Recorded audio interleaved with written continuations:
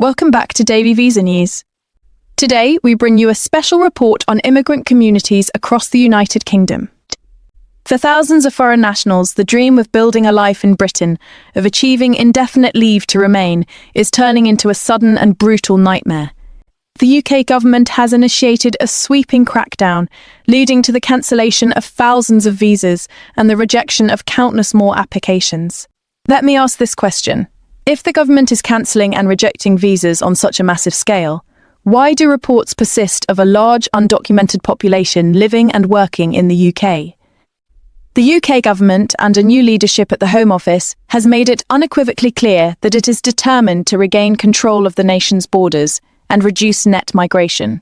This has translated into a multi-pronged assault on what it deems to be abuses of the immigration system. Recent Home Office data reveals a staggering drop in visa applications, with a 43% decline noted between April and December of last year. In the year to March 2025, total applications fell by 37%, a drop of nearly 500,000 people compared to the previous year. This isn't a sign of waning interest in the UK. It's the direct result of a raft of new, stringent policies designed to make it harder to come to and remain in the country. The government has given several key justifications for this crackdown. 1. Tackling illegal work and fake sponsorship. A primary target for the Home Office is the issue of illegal employment and fraudulent company sponsorships. The government has intensified its focus on so-called bogus Tier 2 visa sponsorships, where shell companies or non-existent businesses are used to bring workers into the UK, often for jobs that don't meet the skilled worker criteria. Raids on illegal working have increased by over 50%, as the government aims to dismantle the networks that facilitate this abuse. For individuals like Amina, even an unwitting association with a non-compliant sponsor can lead to visa cancellation, with the burden of proof often falling on the migrant to demonstrate their innocence in a complex and unforgiving system. 2. Scrutinising asylum claims. The government has also taken a hard line on asylum, arguing that the system is being exploited by individuals who are not genuine refugees. The official narrative suggests that many arrive through illegal means, such as small boat crossings, and falsely claim asylum to gain a foothold in the country. In response, the government has introduced a border security, asylum, and immigration bill, which grants law enforcement counter-terror-style powers to disrupt smuggling gangs. Furthermore, in a highly controversial move, the government temporarily suspended new applications for the refugee family reunion route in September 2025, arguing it was being, quote, used as a pull factor by criminal gangs. This makes it significantly harder for genuine refugees to bring their loved ones to safety in the UK. 3. Clamping down on criminality. A less contentious, but equally significant, part of the strategy is the focus on deporting foreign nationals involved in criminal activities.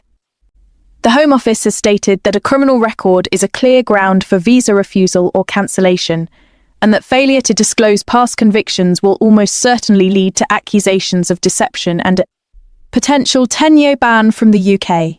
Official figures show a 14% increase in the removal of foreign criminals as part of this renewed enforcement effort. This brings us to the question that many Britons are asking. If the government is cancelling and rejecting visas on such a massive scale, why do reports persist of a large undocumented population living and working in the UK? The answer lies in the complex and often hidden world of the shadow economy. The reality is that enforcement is a monumental task. Once a person's visa is cancelled, they don't simply vanish.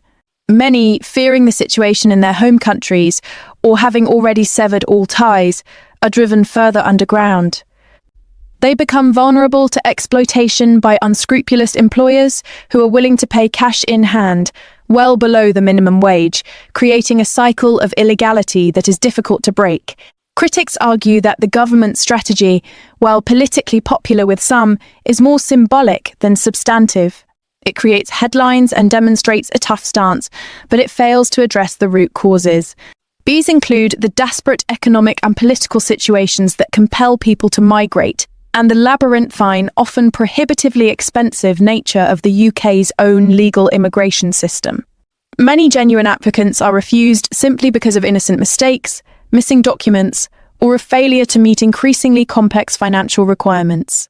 To combat this, the government is exploring new measures, including a potential digital ID system to make it harder for those without legal status to work or access services. However, human rights organisations have raised concerns that such a system could create more barriers and double down on the hostile environment without solving the underlying issues. The impact of these policies extends far beyond the individuals whose visas are revoked. The UK economy, which has long relied on migrant labour, is beginning to feel the strain. Key sectors are facing acute labour shortages. The health and care worker visa route, for instance, has seen a catastrophic collapse in applications, plummeting by nearly 80% after the government banned overseas care workers from bringing their dependents. This has been labelled brutal by the social care sector, which warns of a deepening crisis in a system already under immense pressure. It's not just social care. The May 2025 Immigration White Paper outlined radical changes, including restricting skilled worker visas to graduate-level roles and ending overseas recruitment for social care. Sectors like hospitality and logistics, which have relied on mid-skilled migrant labour, are now facing significant recruitment challenges and rising operational costs. Universities also face financial uncertainty as restrictions on student dependents have led to a sharp drop in international enrolments, a key source of revenue. The social fabric of communities is also being tested. The fear and uncertainty surrounding immigration status can create division and tension.